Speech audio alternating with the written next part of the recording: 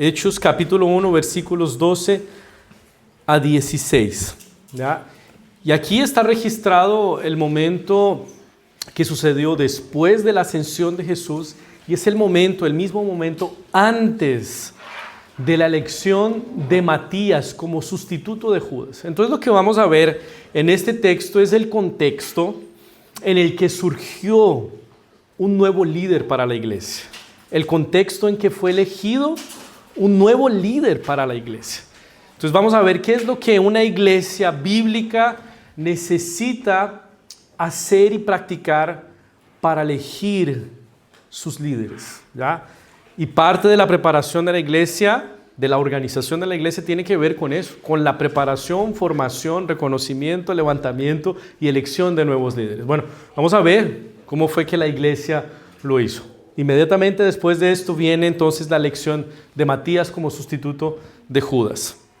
Entonces leamos, esta es la palabra de Dios, es alimento para nuestros corazones.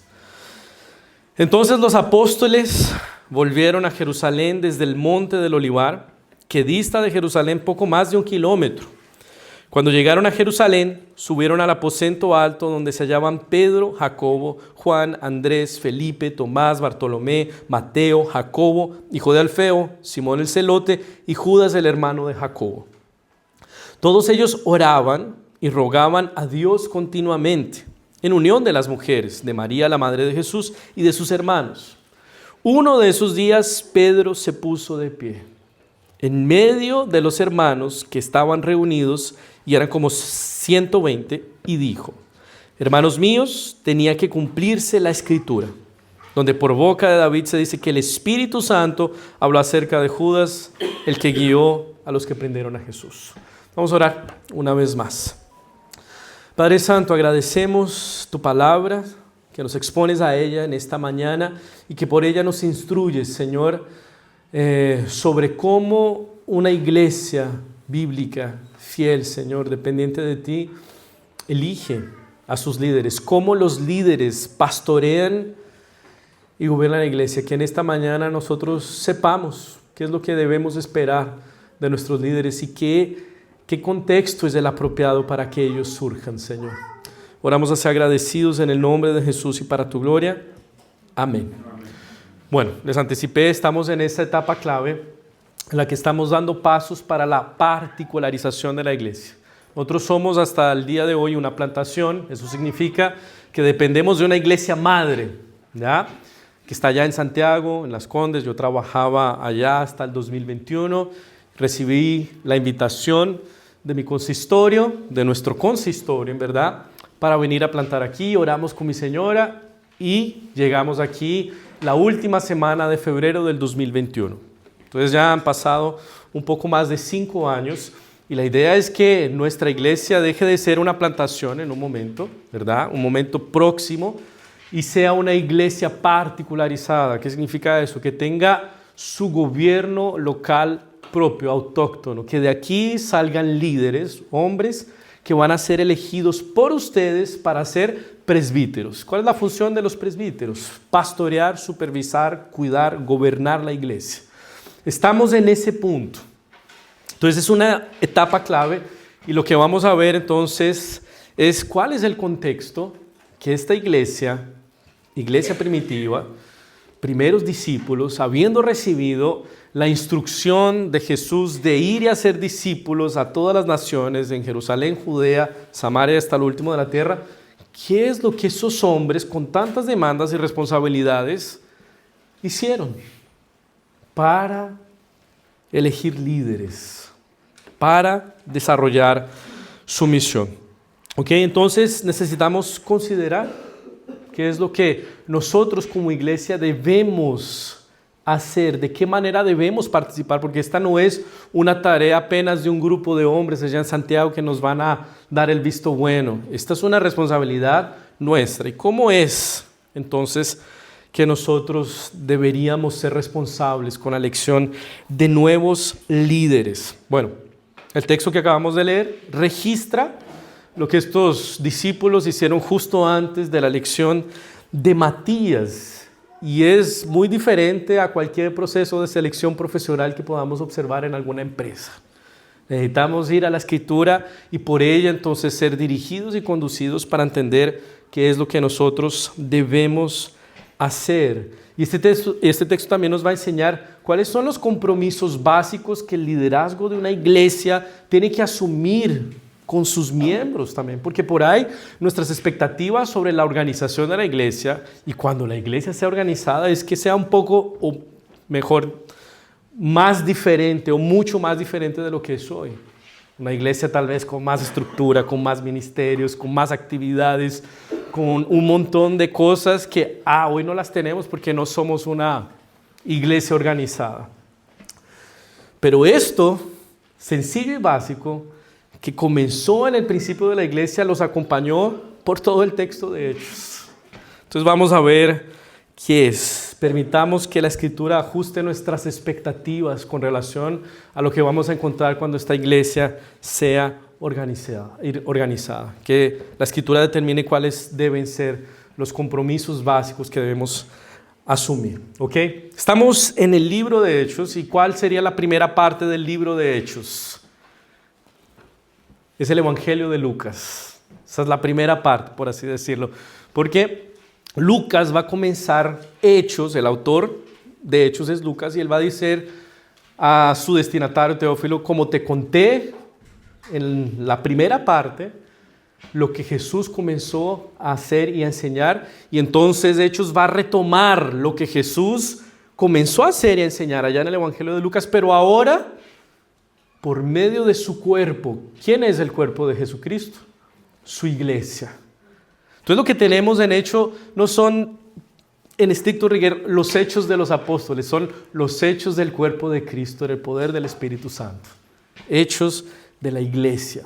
Y eso es lo que vamos a ver, ¿ya? Entonces, el Señor resucita, el Señor se encuentra con sus discípulos, Él es resucitado, se encuentra con sus discípulos y 40 días después entonces Él asciende, ¿ya? Y durante este tiempo entonces Lucas nos dice que Él estuvo enseñando a sus discípulos, a sus apóstoles sobre el reino, dándole mandamientos por el Espíritu Santo y preparándolos para lo que vendría. Y a todo esto también les ordenó que no se fueran de Jerusalén, sino que esperaran la promesa del Padre.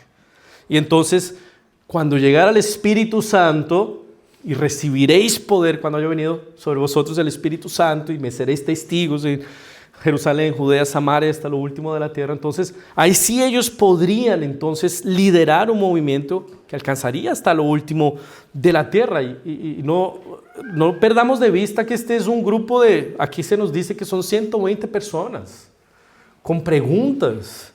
Se nos va nuestro maestro, nosotros con fines de la tierra, ¿cómo? ¿Qué locura es esta? Y hoy estamos, más de 2000 años después, con iglesias hasta los confines de la tierra, porque hubo un pequeño grupo de hombres y mujeres que recibieron el Espíritu Santo y comenzaron a predicar. Entonces, ¿qué es lo que hicieron estos discípulos una vez recibieron ese encargo de Jesucristo? Y fíjense lo que dice el versículo 12. Entonces los apóstoles volvieron a Jerusalén desde el monte del Olivar, que dista de Jerusalén poco más de 1 kilómetro. Entonces, lo primero que los discípulos hicieron fue dirigirse a Jerusalén justo como el Señor se los había ordenado, porque allí en Jerusalén ellos iban a recibir el Espíritu Santo que los iba a capacitar y empoderar para dar testimonio de Él hasta los confines de la tierra. Ahora, pensemos en lo que podrían haber hecho después de semejante comisión. Están en el monte, reciben el encargo de Jesucristo de que ellos son testigos de Él hasta los confines de la tierra. Y después de semejante comisión, dada por el propio Señor, ellos podrían haber quedado inmóviles, bloqueados tal vez, no saber por dónde comenzar, o todo lo contrario, muy animados para salir sin demora al trabajo al que fueron convocados. Tal vez habrían propuesto, no sé, una lluvia de ideas. Oye, ¿qué hacemos? ¿Para dónde vamos? ¿Cómo planeamos este movimiento? Tú vas para aquí, tú vas para allá. ¿A quién va cada uno? ¿Qué estrategias vamos a usar? Y todo esto sería válido porque hay mucho trabajo, ¿verdad? Pero Lucas nos dice que no hubo ningún tipo de duda o discusión con relación a lo que debería ser hecho en primer lugar. Y es obedecer la orden expresa de salir de punto A a punto B, a Jerusalén, para esperar.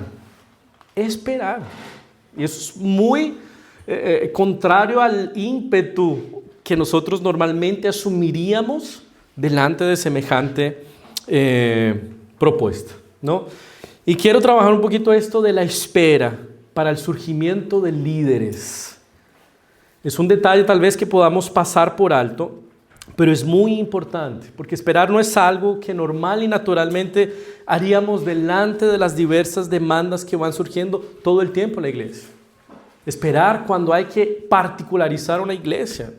Esto puede sonar no muy acorde con la situación que estamos viviendo con la iglesia. Y especialmente cuando hay nuevos desafíos por delante. Queremos trabajar, queremos demostrar servicio y compromiso. Y por ahí nos olvidamos que el Señor se toma su tiempo para trabajar en nuestros corazones, para preparar líderes.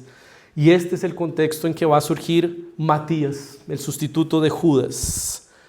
Ahora, ellos fueron ordenados a esperar por el Señor, sin saber cuánto tiempo duraría esa espera. El texto después va a decir que se demoraron 10 días, pero una cosa es saber que van a pasar 10 días. Es una espera pequeña. Pero otra cosa es esperar sin saber cuántos días, meses o años pueden pasar hasta que surjan los líderes. Este caso fue algo cortito, pero necesitamos tiempo. El liderazgo piadoso que la iglesia necesita no nace de la noche a la mañana.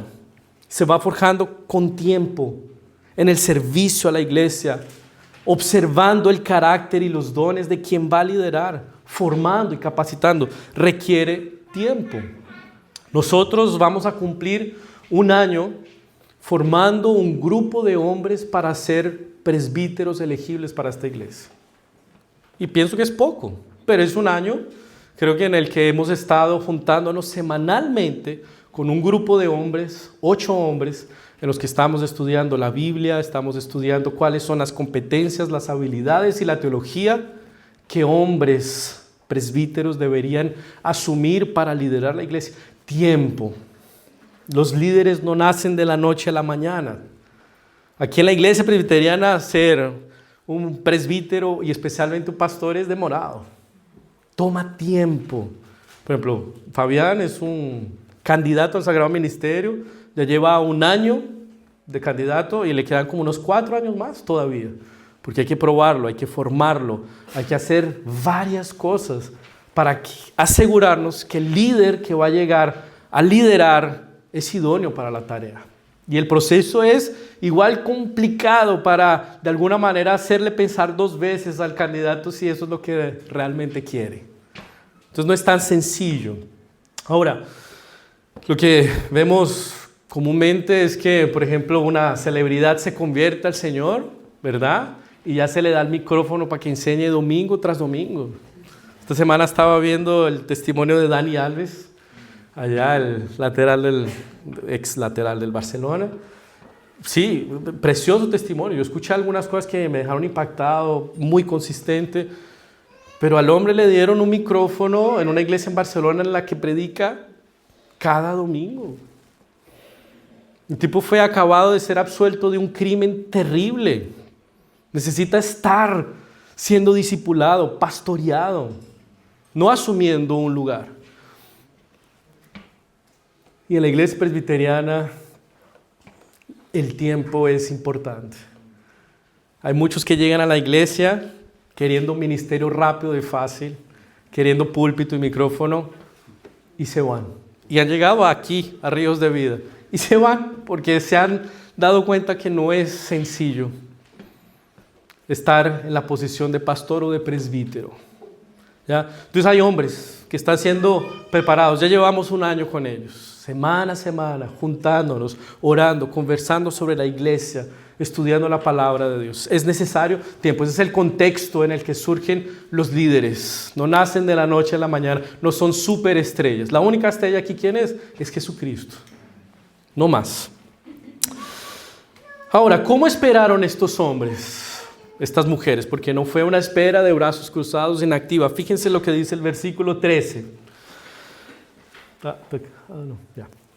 Cuando llegaron a Jerusalén, subieron al aposento alto donde se hallaban Pedro, Jacobo, Juan, Andrés, Felipe, Tomás, Bartolomé, Mateo, Jacobo, hijo de Alfeo, Simón el Celote y Judas, el hermano de Jacobo. Entonces Lucas nos dice que los discípulos se dirigieron a Jerusalén, se reunieron en el aposento alto y oraron. No solo eran los apóstoles, eran todos los discípulos que venían acompañando a Jesús hasta ese momento. Todos perseveraban unánimes en oración. Fíjense el versículo 14. Todos ellos oraban y rogaban a Dios continuamente en unión de las mujeres. Ahí la palabra más precisa es, todos ellos oraban unánimemente y rogaban a Dios continuamente o con perseverancia, y estaban acompañadas de las mujeres, de María, de la Madre de Jesús y de sus hermanos. Entonces, ¿qué fue lo que hicieron ellos? ¿En qué contexto? Ellos tienen que elegir un nuevo líder para la iglesia, para una misión que los supera ampliamente su capacidad natural. Y lo primero tal vez que nosotros podemos pensar es, ¿qué podemos hacer? ¿Qué estrategias podemos trazar? ¿Qué podemos hacer para que este desafío sea abordable? ¿Y qué fue lo que hicieron los apóstoles, discípulos, hombres y mujeres? Ellos oraban continuamente y unánimes. Dependencia absoluta del Señor. ¿Por qué estos discípulos se dedicaban a la oración cuando tenían tanto trabajo por delante? Porque entendían que antes de trabajar para el Señor, necesitaban ser ministrados por Él. Estos discípulos probablemente vieron a Jesús diciéndole a Marta: Marta, Marta, afanada y turbada estás con muchas cosas, pero solo una cosa es necesaria, y María ha escogido la buena parte, la cual no le será quitada. Ellos entendieron que más importante que trabajar para Dios es ser ministrado por Dios, ser habilitado por Él. Y eso requiere tiempo, y eso requiere oración. Ese es el contexto en el que surgen los líderes, en una actitud piadosa de dependencia del Señor. Señor, nosotros no somos competentes. Señor, nosotros somos cortos de vista para ver quiénes son las personas que tú has elegido, pero tú vas a capacitar a hombres y tú nos vas a dar el discernimiento para elegirlos de manera fiel y consistente con tu palabra. Oración. Entonces, tanto en el ministerio terreno de Jesús como en el ministerio de los discípulos, en el libro de Hechos, la oración siempre fue esencial a la misión. Ellos vieron a Jesús constantemente orando. Y Jesús, segunda persona de la Trinidad, Dios encarnado, buscando profunda, incansablemente relación y dependencia con su Padre Celestial. Ellos vieron a Jesús haciendo eso y ellos concluyeron exactamente lo mismo. Necesitamos orar, necesitamos depender del Señor. Y todos estaban comprometidos, no solamente los líderes, no solamente un grupo de personas, no solamente los más bacanes dentro de la comunidad. Todos estaban comprometidos. Ahí se nos dice, estaba la mamá de Jesús, María, las mujeres, los hermanos, todos estaban. Esto no es una responsabilidad únicamente de los que se están formando para presbíteros o del pastor.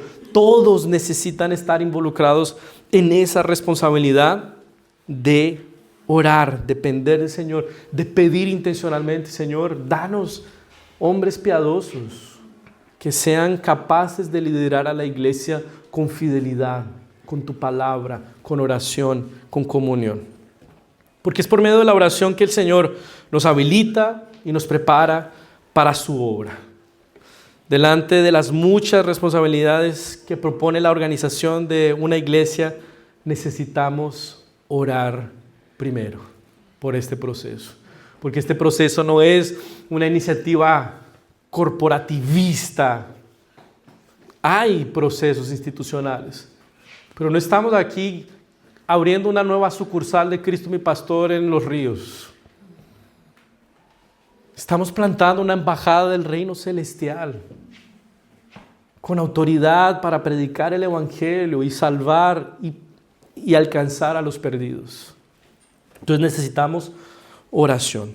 Ahora, cuando hablamos de oración, podemos pensarla en términos individuales, ¿no? En la oración que yo hago personalmente, individualmente en mi vida, en mi casa, en nuestra vida devocional personal, en nuestro tiempo solas con el Señor, y eso es necesario obviamente. Pero Lucas nos dice que todo esto sucedía en unanimidad, en comunidad. Entonces este contexto en el que surgen líderes necesita ser profundamente comunitario. Fíjense nuevamente, versículo 14, la Reina Valera 60 dice, todos ellos perseveraban unánimes en oración y ruego. O sea, esa oración de estos discípulos era unánime. Estamos revisando el contexto en el que surgen nuevos líderes. Unánime. O sea, no estaba cada uno orando de manera individual en su casa. No hay nada malo en eso, obviamente, pero somos llamados a orar juntos, a tener comunión los unos con los otros. Necesitamos estar con el cuerpo de Cristo. Y los líderes que van a ser elegidos, ellos necesitan estar en comunión, ellos necesitan estar metidos dentro de la iglesia. Esta es de las primeras cosas que ustedes necesitan observar en los líderes que van a ser elegidos para gobernar la iglesia.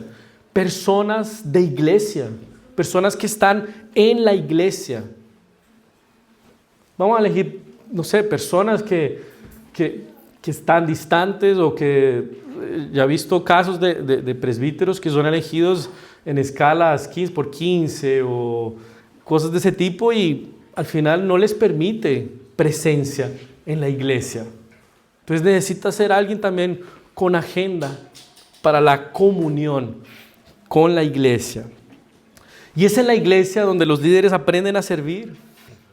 Es donde exhiben, no para su propia gloria, sino para la gloria de Dios, los dones que el Señor les ha dado. Es ahí donde se prueba su carácter. Que el líder no va a ser un tirano cuando se presente algún conflicto, o que no va a ser alguien que huye cuando se presente algún conflicto. Es en la presencia de los hermanos. Entonces es necesaria esa comunión. ¿Y qué más nos dice el texto? Que esa oración era perseverante, perseverante. Oraban no solamente cuando estaban animados o tenían disposición, lo hacían continuamente. Nosotros estamos muy acostumbrados a hacer las cosas cuando tenemos ganas de hacerlas, ¿verdad? Cuando tenemos disposición, cuando estamos animados para alguna tarea. Pero perseverancia es lo que debería marcar nuestra oración.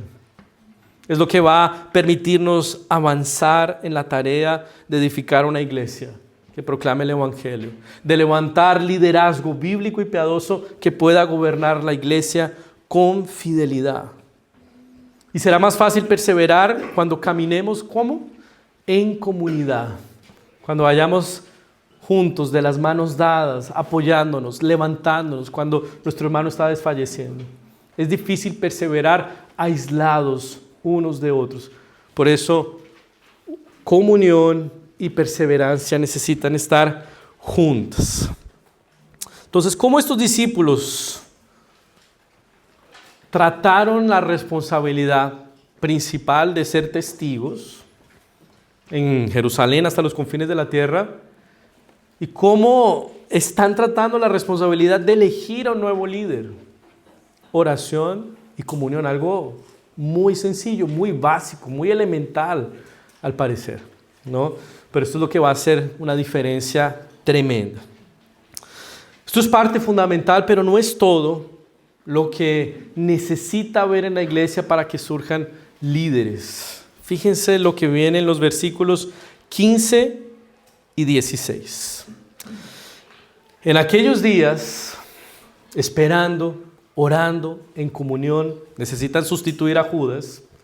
En aquellos días entonces Pedro se levantó en medio de los hermanos, y los reunidos eran como 120 en número, y dijo: varones hermanos, era necesario que se cumpliese la escritura, en que el Espíritu Santo habló antes por boca de David acerca de Judas, que fue guía de los que prendieron a Jesús. ¿Notaron qué es lo que debe haber, aparte de comunión y oración, en el liderazgo de la iglesia, en una iglesia que levanta líderes fieles para gobernar?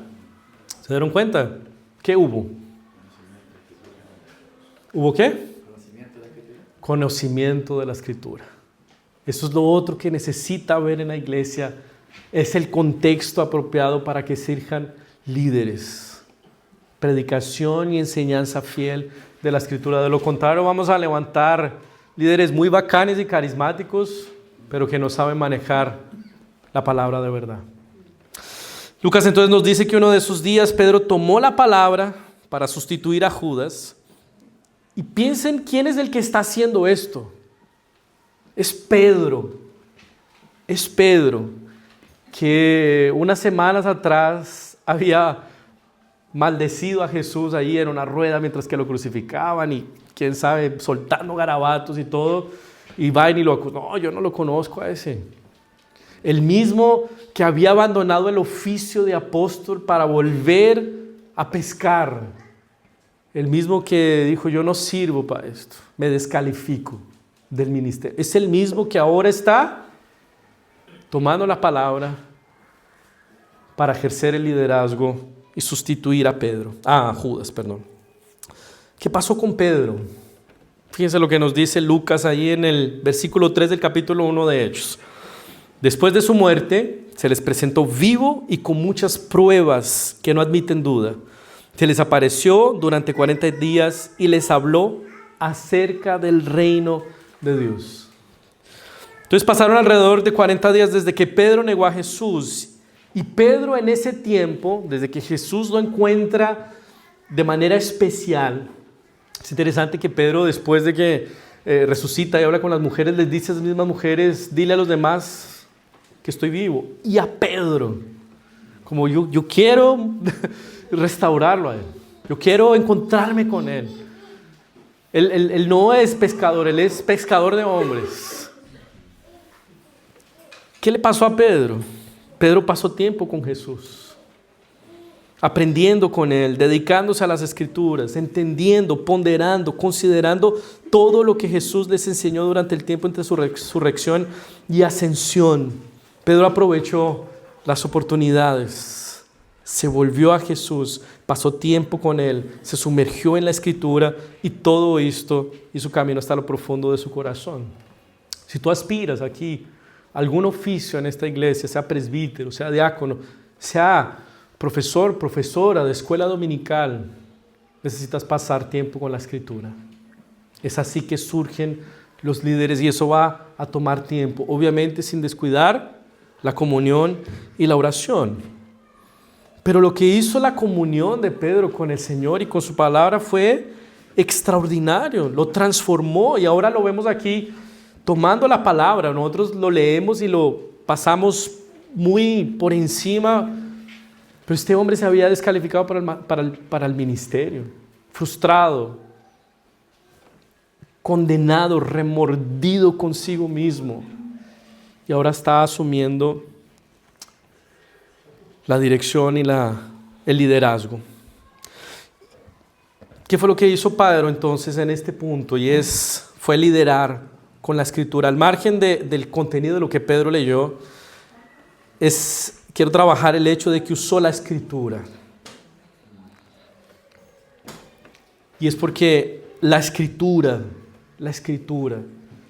es la que Dios usa, porque es inspirada por Él y es poderosa, es la que Él usa para transformarnos. Nosotros leemos la Escritura y nosotros creemos que ella es un medio de gracia que abre camino hasta lo profundo de nuestro corazón, denuncia nuestros pecados, instruye nuestros corazones, nos empodera y nos capacita. Y es en ese contexto en que deben surgir los líderes, o sea, que deben observar y esperar de manera fundamental, constante y transversal en el liderazgo de la iglesia, en los potenciales presbíteros de esta iglesia. Obviamente, además de la oración y la comunión, necesitan ver palabra, Escritura, pastoreo por medio de ella, porque es así que el Señor gobierna y santifica a su iglesia por medio de su palabra. Y aquí Pedro está probando ser un conocedor de la Escritura. Hermanos míos, tenía que cumplirse la Escritura. Él sabía y él hizo uso. Entonces Pedro se empapó de Jesús, llevó sus palabras a su corazón y ahora está ahí restaurado, liderando en oración y comunión y haciendo uso de la Escritura para liderar este pequeño grupo de hombres y mujeres que tienen una responsabilidad enorme, comisionada por el Señor, y la responsabilidad inmediata de elegir a Matías. Y él lo puede hacer porque él mismo vivió y experimentó los efectos de la oración, de la comunión y de la Escritura. Pedro es una prueba viva de lo que comunión, oración y Escritura pueden hacer, conquistar, realizar en nuestras vidas. Él es un testimonio y por esa razón él usa oración, comunión y Escritura para liderar la iglesia. Y es por eso que oración, Escritura, comunión es el contexto en que líderes de la iglesia surgen. Y esto es lo que van a encontrar inclusive cuando la iglesia sea organizada. No va a cambiar mucho de esto. Claro que va a haber un consistorio con el que yo voy a poder dividir decisiones. Va a aliviar un poco la carga o la tensión que pueda tener con personas en particular, porque no soy yo el que está diciendo sí o no. Es un consistorio que se ha sentado a deliberar también. Y se va a dividir la carga también. Y eso va a ser muy bueno. Pero no vamos a encontrar algo muy diferente de esto, que ahora va a ser una iglesia bacán, súper organizada, estructurada. Oye, no va a cambiar mucho. Claro que va a haber un orden. Pero si ustedes se fijan en Hechos 6, cuando ya la iglesia está muy grande y son instituidos los diáconos porque unas viudas griegas están siendo descuidadas en el reparto de alimentos, ¿qué fue lo que Pedro les dice a estas personas que le llevaron la queja? Para que él la resolviera. Ustedes elijan a hombres, porque nosotros necesitamos dedicarnos ¿a qué? A la oración y a la palabra. Todo esto en común. Eso sigue, eso es transversal. Entonces, esto es lo que tú necesitas ver, observar, verificar, reconocer en los líderes de la iglesia. Oración, comunión, Escritura. Esto es orientador sobre lo que tú debes esperar del liderazgo. Esto es lo que debes observar en los hombres que van a liderar la iglesia, en el pastor de esta iglesia, sea yo o el que llegue más adelante, si es que el Señor así nos indica. Entonces lo que debes observar no es necesariamente brillantez, genialidad, carisma, ángel. El pastor tiene que tener ángel, no, el pastor no tiene que tener ángel. Tiene que ser el bacán, el bonachón. ¿Cómo? O un excelente gestor, o un tipo con una capacidad de emprender genial, wow, imbatible. El tipo sabe, no. Los líderes de la iglesia deben ser hombres involucrados y atentos al pueblo de Dios. Oración, comunión y Escritura. Deben ser hombres dependientes de Dios que lo expresan por medio de oración, comunión y Escritura. Y esto propone de manera especial al pastor, que es el que es preparado y formado y habilitado para predicar, la responsabilidad de ser diligente y responsable en la preparación y predicación de la Escritura. Pero también propone una responsabilidad a ustedes que escuchan. Hacerlo con hambre, con interés, con disposición, con atención e intención. Debes venir aquí con la expectativa de que escucharás a Dios por medio de su palabra, inspirada, verdadera, autoritativa, capaz de transformar. ¿Cómo vienes aquí? ¿Cómo vienes aquí? ¿Con disposición? ¿Con qué disposición estás escuchando la palabra de Dios cuando es predicada? Y no debe haber duda, la palabra de Dios es el recurso poderoso y eficaz que Dios está usando para transformar tu vida. La Escritura es la materia prima con la que el pastor trabaja junto a los presbíteros para pastorear tu vida. Y Pedro es una prueba viva de esa transformación. Escritura. Pedro aprovechó las oportunidades de orar, de tener comunión con el pueblo de Dios y alimentarse de la palabra de Dios. Y eso lo llevó a ser un líder fiel y piadoso para liderar la iglesia. No hay otra manera de surgir como líder en la iglesia, sino es con oración, comunión, Escritura, con piedad. Y un detalle, Pedro va a leer ahí el texto donde habla de que Judas, con lo que vendió a Jesús, fue y se compró un campo y se ahorcó y se le salieron las tripas. Es así como dice el texto. Mira la diferencia entre dos hombres que negaron a Jesús.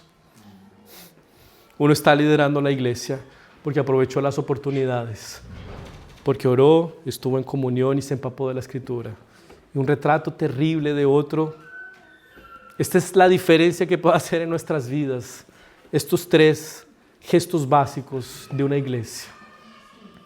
Y es por eso que deben estar presentes. Y fíjense que estos tres gestos básicos o compromisos básicos, que son como lideramos la iglesia y el contexto en que surgen líderes, ellos no hablan de la capacidad o la genialidad de los líderes o del pastor. No habla de la capacidad o genialidad de sus miembros. Hablan de la gracia de Dios, de lo que Él nos dio.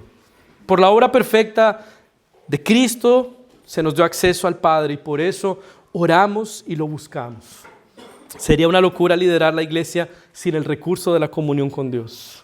Sería una locura buscar líderes en la iglesia sin depender en oración del Señor. Él nos dio una familia espiritual, por eso buscamos tener comunión unos con otros, estar juntos, reunidos. Será una locura edificar la iglesia sin estar junto a las personas que el Señor nos regaló para ser nuestra familia. Y la Escritura, que es la revelación condescendiente de Dios para personas finitas y pecadoras, para que sean salvas, transformadas y santificadas. Sería una locura pastorear una iglesia sin la propia palabra de Dios, capaz de santificarnos y transformarnos. Por eso aquí en esta iglesia no van a encontrar algún domingo alguna cosa extraña, luces o humo o danzas o cualquier otro espectáculo o show o performance para sustituir estas cosas, para que te quedes aquí. No lo vas a encontrar, porque oración, comunión, escritura es lo que va a hacer florecer la iglesia con fidelidad. Al final, estos compromisos básicos siendo promovidos, enseñados y vividos por sus líderes, tanto para pastorear como para que surjan líderes, nos llevan a decir una sola cosa, y no es qué tremendos líderes vamos a tener aquí en la iglesia. Nos van a llevar a decir qué grande, maravilloso y amoroso Dios tenemos en nuestra iglesia. Él ya nos dio todo lo que necesitamos. Gloria a Él por eso. ¿Qué debes observar entonces en los próximos líderes de esta iglesia? Que posiblemente van a ser elegidos, si no es al final de este año, al principio del próximo año. Tú, como miembro, en pleno derecho, vas a tener la oportunidad de indicar hombres que después los vamos a dar a conocer. ¿Qué debes observar en esos hombres para indicarlos para que sean votados? Oración, comunión y escritura. Es lo que debes ver. Aunque no seas muy compadre de esa persona, de ese hombre, ¿qué necesitas ver? Oración, comunión y escritura. No elegimos líderes para gobernar la iglesia como elegimos líderes para gobernar nuestro país, que representen mis intereses. No elegimos así aquí en la iglesia. Elegimos personas que representen los intereses de Dios, de la Escritura. Te caiga bien o no te caiga bien. Sea tu amigo o no sea tu amigo. ¿Ves en ese hombre oración, comunión, escritura, piedad, fidelidad bíblica? Él necesita ser indicado. Él necesita ser votado. Yo he visto casos en inglés donde se vota porque es mi amigo. No tiene oración como escritura, pues mi amigo lo voy a elegir, indicar. Es un error. No elegimos así aquí. Entonces, mis hermanos, vamos a comenzar esta serie, ¿ya? Para que veamos cuáles deben ser las condiciones o lo que debe haber en la iglesia para que sea una iglesia organizada que tenemos que hacer. Y Tito nos va a servir mucho para eso, porque él va a hablar del liderazgo piadoso y bíblico que surge del Evangelio y cómo ese liderazgo en adelante va a producir iglesias sanas. Próximo domingo nosotros vamos a meternos en Hechos 15 y vamos a ver en el capítulo 15 de Hechos cómo funciona el gobierno presbiteriano de iglesia. Entonces vamos a ver el concilio de Jerusalén, todo eso. Entonces yo quiero usar estos dos sermones para presentar la introducción a esta serie. Primero, cómo deben ser los líderes, cómo esos líderes operan a nivel conciliar presbiteriano, y después nos metemos en Tito. ¿Ok? Y estamos llegando a un momento que es precioso, importante en nuestra iglesia, y esto no es pega solo del pastor, es pega de todos aquí. Amén. Vamos a orar.